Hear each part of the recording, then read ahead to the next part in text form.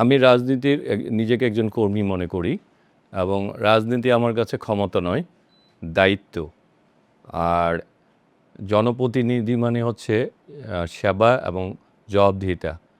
আমি মন্ত্রী হিসাবে যখন শপথ নিলাম, তখন আমার মনে হচ্ছিল যে আমি এর আগে যখন শপথ নিয়েছি, তখন আমি একটি নির্দিষ্ট এলাকার সংসদ সদস্য হিসেবে দায়িত্ব নিয়েছি।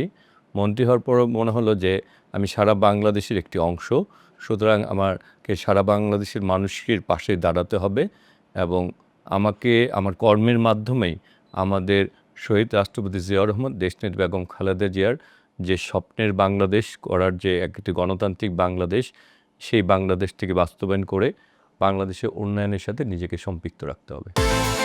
বিকাশ পেমেন্টে 10,000 টাকার বেশি অফার, শপিং চলছে তো।